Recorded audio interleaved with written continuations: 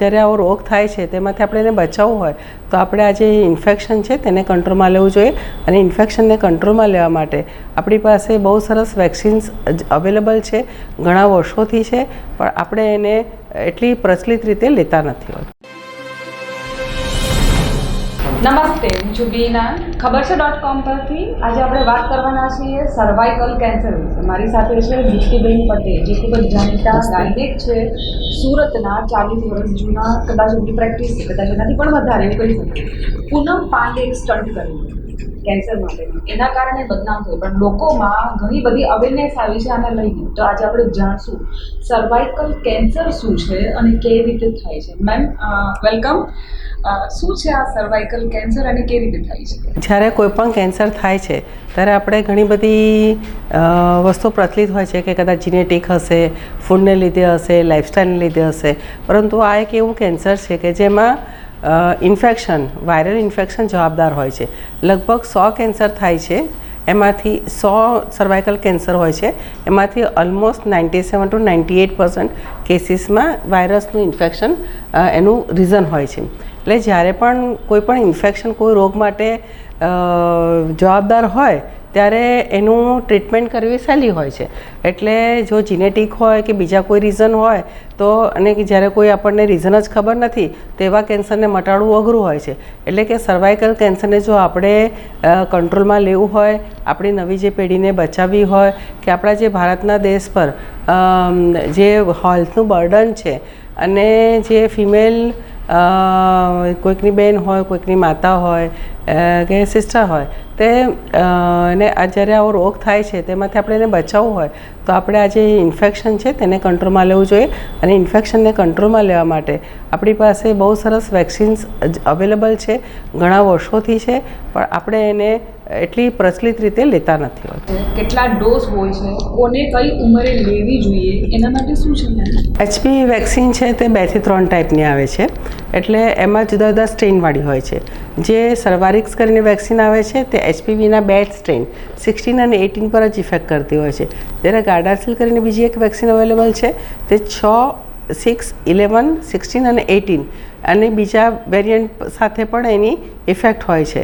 એટલે કે આપણે આવી જે વાત કરું છું 16, 18 ને બધા સ્ટ્રેનની વાત કરું છું, પણ જે 16 અને 18 વાયરસનો સ્ટ્રેન છે, જેવી રીતે આપણે કોરોનામાં જોતા હતા ને કે 19 છે ને એવી રીતે, તેવી રીતે જે વેરિયન્ટ છે તે વધારે પડતો પેથોલોજીકલ અને બહુ સિગ્નિફિકન્ટલી ઇફેક્ટ કરતો હોય છે, એટલે હાઈ રિસ્ક ગ્રુપમાં આવી જતો હોય છે. જ્યારે બીજા 11 અને 8 છે તે માઇલ્ડલી ઇન્ફેક્ટિવ હોય છે, એટલે એમાંથી બધા જ પેશન્ટને કેન્સર થાય એવું નથી હોતું. પ્લસ 16 ને 18 જ્યારે લાગેલો હોય છે ત્યારે એની ઇન્ફેક્શન શરીરમાંથી લાંબા ટાઈમ માટે રહેવાની શક્યતા વધી જતી હોય છે.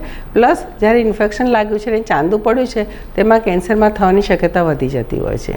જેમને કેન્સરના ચાન્સીસ હોય એમની સાથે બોયઝનું ટ્રાન્સમિટ થાય, તો પછી બોયઝને આ લાગવાના ચાન્સીસ કે એના પ્રિકોશન્સ માટે શું છે? મેમ, રોગ છે HPVનો તે સેક્સ્યુઅલી ટ્રાન્સમિટેડ છે.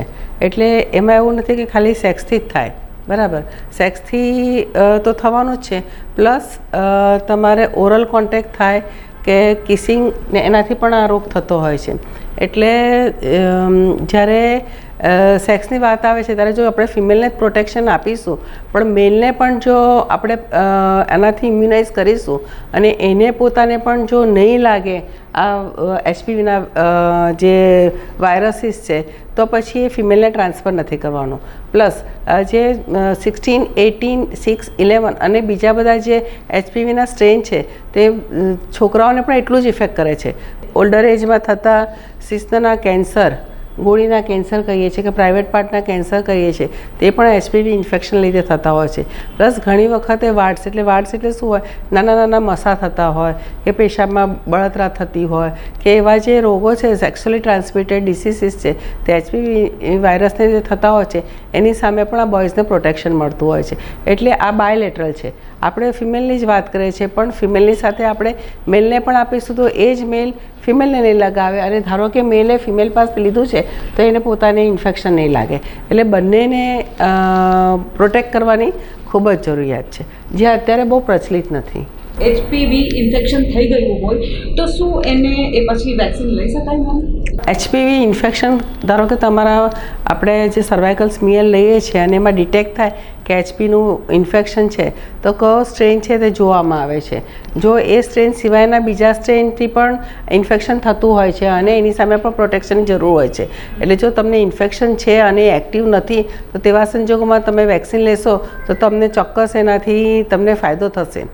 અને બીજી વસ્તુ છે કે ધારો કે તમને ઇન્ફેક્શન છે અને તમે એના ટ્રીટમેન્ટ માટે વેક્સિન લેશો તો એ નથી ઇફેક્ટ કરવાની. ઇન્ફેક્શનની તમારે ટ્રીટમેન્ટ કરાવવી પડશે. આ તો તમારે એન્ટીવાયરલ ટેબ્લેટ્સ લેવી પડશે એક્ટિવ ઇન્ફેક્શન છે તો. અને થોડો વખત તમારે એને ટ્રીટ થવા માટે બોડીમાંથી જે વાયરસ છે એને એલિમિનેટ થવા માટેનો પૂરતો ટાઈમ આપવો પડશે. ઇવન જો તમે ઇન્ફેક્શન એક્ટિવ છે ને તમે વેક્સિન લેશો તો એ વેક્સિનનો એટલો ઇફેક્ટ પણ નહીં આવે. એટલે આ બધી વસ્તુ ખૂબ જરૂરી છે. એટલે ધારો કે કોઈકને એવું થાય કે અમે મેડિકલ સ્ટોર પરથી કે અમારા કોઈ ઓળખીતા છે એની પાસેથી વેક્સિન લઈ લીધી અને અમે સારા થઈ જઈશું તો એવા વહેમમાં નહીં રહેવાનું. પણ તમે ડૉક્ટર પાસે જાઓ, તમારું કન્સલ્ટેશન કરાવડાવી લો. જો તમે મેરિડ છો અને તમને કોઈ ઇન્ફેક્શન છે તો. પણ જો નાની છોકરીઓ છે જેને 12થી 15-16 વર્ષની છોકરીઓ છે એને તમે આમ જ વેક્સિન અપાવી દેશો તો ચાલશે. ઇન્ફેક્શન તમને લાગ્યું છે તો એની ટ્રીટમેન્ટ વેક્સિન નથી, એની માટે તમને દવા તો લેવી જ પડશે. પણ તમારે સેન્સિટાઇઝેશન થઈ જાય અને પછી તમને આગળ જતાં બીજા કોઈ સ્ટ્રેન લાગે તો તમને એની સામે તકલીફ ના થાય એના માટેની આ વેક્સિન છે. તમને HPV ઇન્ફેક્શન થયું છે તો એ ધારો કે આપણે કોરોના થયેલું છે બરાબર, તો કોરોનાની વેક્સિનથી કોરોના મટવાનું નથી, એની માટે તમારે ટ્રીટમેન્ટ તો લેવી જ પડશે. સેમ લાઇક ધીસ કોઈ બી વાયરલ ઇન્ફેક્શન છે તો વેક્સિન કામ કરશે એનું પ્રોટેક્શનનું કરશે કે ફરી ઇન્ફેક્શન થાય કે એની જે ઇમ્યુનિટી છે તે બૂસ્ટ થાય અથવા બીજા વેરિયન્ટ છે એની સામે એને પ્રોટેક્શન મળે એનું કામ કરશે. તો આ જે બધા વેક્સિન આપવામાં આવે છે એ કેટલા ડોઝ લેવા જોઈએ અને કઈ ઉંમર પર લેવા જોઈએ એ ખૂબ જ અગત્યનું છે મેમ, તો એ સમજાવશો? હા, પહેલાં આપણે ઉંમરની વાત કરીએ તો જ્યારે દીકરી છે તે 12 વર્ષની થાય છે તો 12 થી 15 વર્ષનો ટાઈમ છે તો સૌથી સારો ટાઈમ છે વેક્સિન લેવાનો. એના 2 કારણ છે. એક તો કે ત્યારે એને કોઈ સેક્સ્યુઅલ કોન્ટેક્ટ કે એવું કંઈ થવાની શક્યતા નથી હોતી, એ મોટે ભાગે પ્રોટેક્ટેડ હોય છે, તે એક વસ્તુ છે. એટલે તમારો ફર્સ્ટ સેક્સ્યુઅલ કોન્ટેક્ટ થાય એના પહેલાં વેક્સિન લો તો એ તમને સારામાં સારું પ્રોટેક્શન આપશે.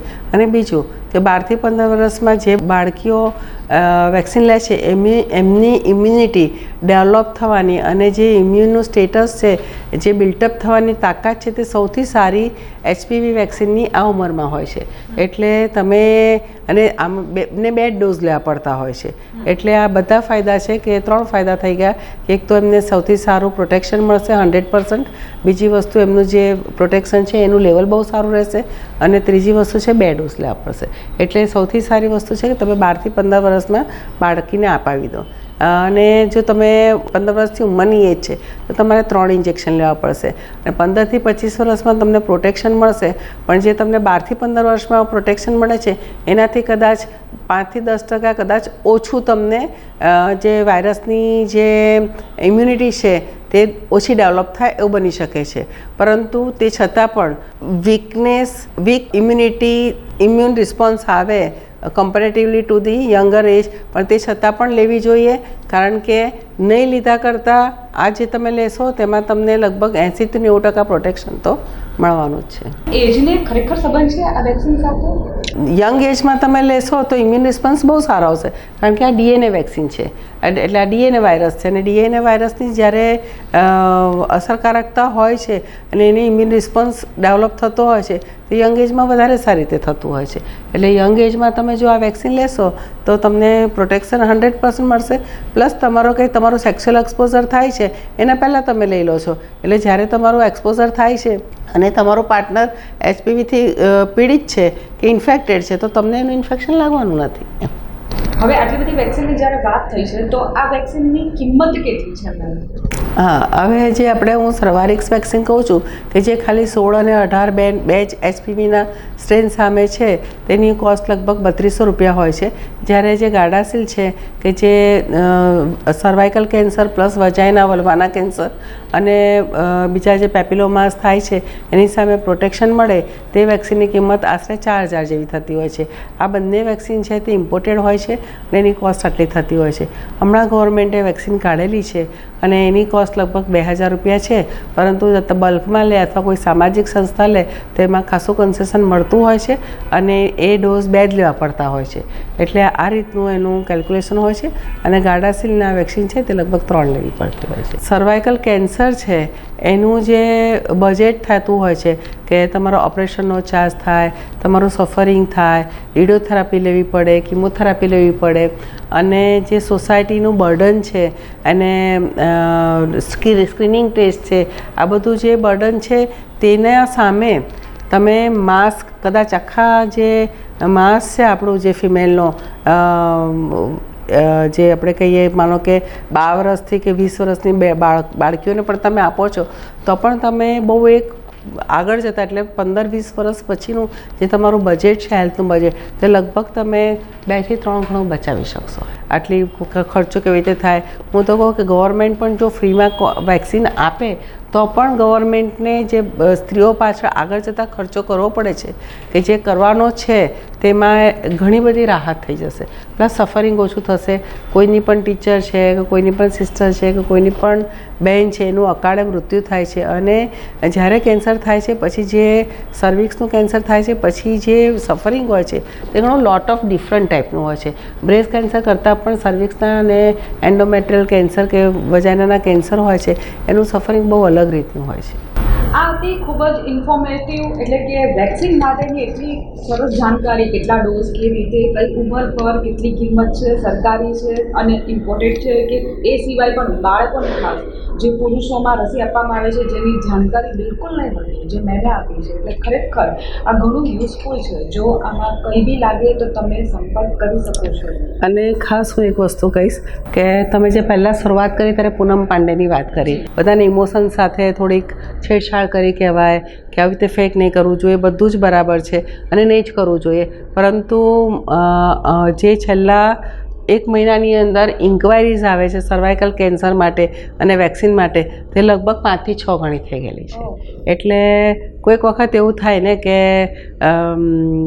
ખોટી રીતની વસ્તુ પણ બીજા લોકોને લાભદાયી થયેલી છે. પણ હું આને પ્રમોટ નથી કરતી કે આને વડાઓ નથી આપતી, પરંતુ આ જસ્ટ એક હકીકત છે તે હું તમને જણાવું છું.